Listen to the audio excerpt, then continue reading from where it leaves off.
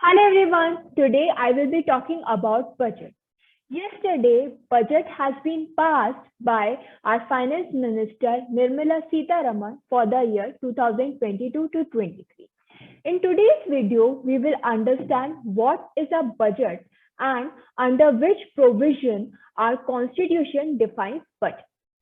So, Article 112 of the Indian Constitution deals with the budget, refers the union budget for the year as the annual financial statement. So, it is a statement of the estimated receipts and expenditure of the government in a financial year.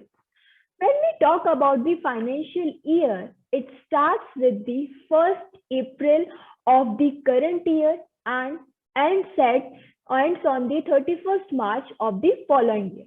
For example, if we talk about this year, the financial year will begin from 1st April 2022 and will end at 31st March 2023. In addition to this particular statement, the annual financial statement consists of the estimates of the revenues and capital receipts, the ways and means to raise the revenue, the estimates of the expenditure. Then it will also contain the details of the actual receipts and expenditure of the closing financial year and the reasons for any deficit or surplus.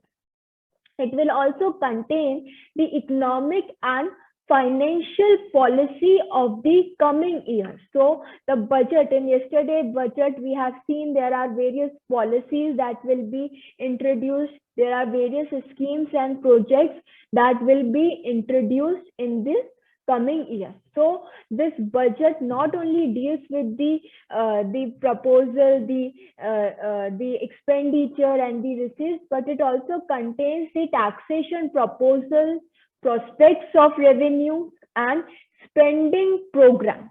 So this is all present in this annual financial statement. How this particular budget is passed? So we have divided this passing of this budget into 6 stages. The first stage is the presentation of the budget. So first of all, the budget is presented in the parliament. Then a general discussion happens on the presented budget.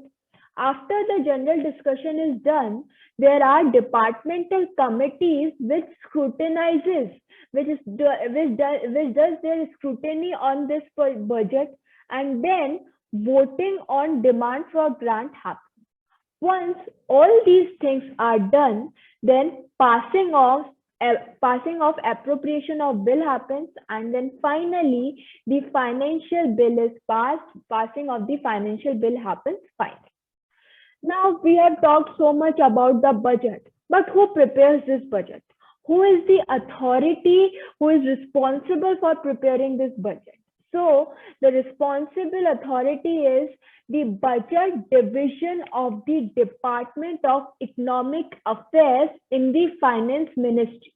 So this body, this budget division of the Department of Economic Affairs in the Finance Ministry is the nodal body responsible for preparing this budget, which we have discussed, which all these news channels are discussing. So this is the authority responsible for making this budget. Now, what are the objectives? What are the aim?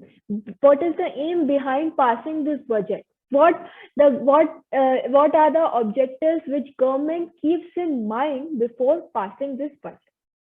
So the first thing, when we talk about this aims, the first thing is that this budget helps to distribute resources keeping in view the social and economic conditions of the country. Government also aims to bring the economic equality by imposing taxes on the elite class and spending the collected money on the welfare of the poor. So this is how they focus on maintaining the balance between the poor and the rich. Now, this budget also aims to contribute to economic growth. Now, a country's economic growth is based on the rate of investment and savings. So the budgetary plan focuses on preparing adequate resources for investing in the public sector and raising the overall rate of the investments and savings. This particular budget also aims to bring financial stability by avoiding business fluctuations. So if the business fluctuations that happens, if it's not there, then they will achieve their aim of economic stability or financial stability. So they try to reduce the fluctuations that happen in this business. Then there are many public sector industries which are built for the social welfare of the people, and the budget is planned to deliver different provisions for operating such businesses and imparting financial help, because these businesses are focused on the social welfare. And the last aim that we will be discussing is that this budget aims to reduce the regional inequalities. Now, how they will achieve this? They will achieve this by promoting the installation of production units in the underprivileged regions, in the regions which are not developed, where development is required. So development should be done in such regions, and once this is done, then it will help in reducing the regional differences. So these are the objectives with which a budget is passed. When a budget is passed, it can be considered to be of three types. Like the first one, we can say that a budget is a balanced budget. So a government budget is assumed to be balanced if the expected expenditure is equal to the anticipated receipts for a fiscal year. A budget is said to be a surplus budget if it is said to be surplus when the expected revenue surpasses the estimated expenditure for a particular business year. So the budget becomes surplus when taxes imposed are higher than the expenses. Then there is a deficit budget.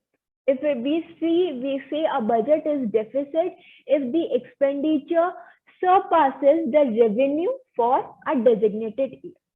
So this was all about budget. What do we understand by budget? I hope this video was helpful to all of you. Please do like, share, and subscribe to my channel. In case you have any query relating to legal matters or law exams, you can reach out to me on my email ID or on my Instagram ID. The link for the same is provided in the description below. Thank you very much.